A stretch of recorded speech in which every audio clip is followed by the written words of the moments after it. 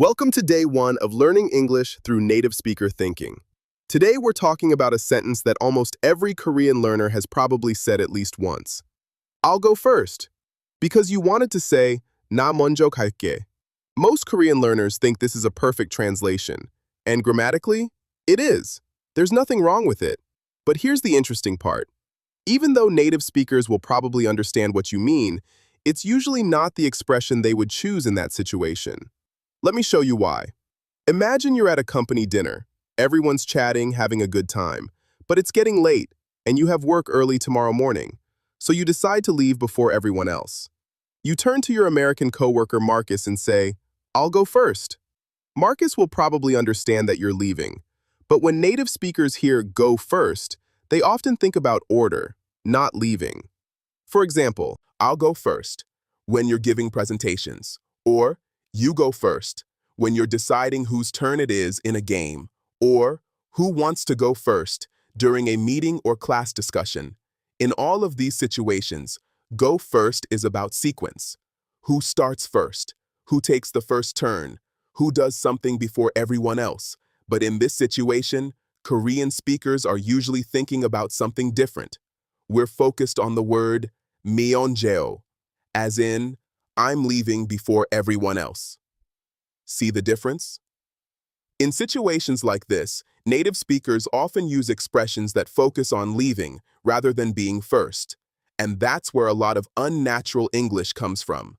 Not because the grammar is wrong, but because we're paying attention to a different part of the situation. So what would native speakers usually say? The most common expression is, I'm gonna head out.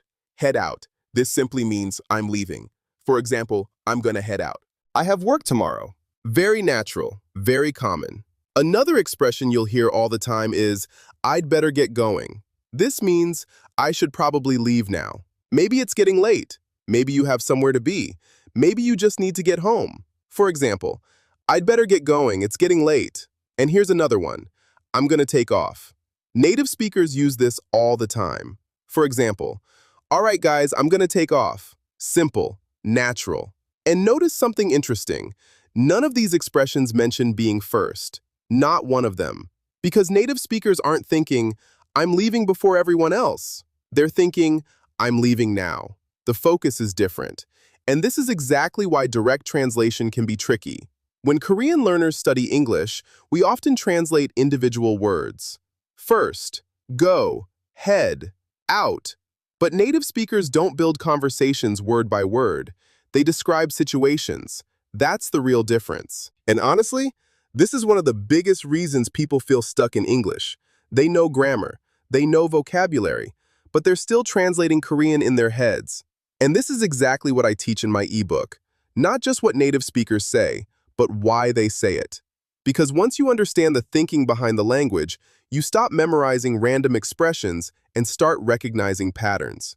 You stop translating Korean word by word, and you start expressing situations the way native speakers naturally do. That's when English starts feeling easier and much more natural. This was day one. In day two, we'll look at another expression that almost every Korean learner has used. What's your hobby? And why native speakers often ask a completely different question instead. Stop translating English. Start thinking like a native. And I'll see you in day two.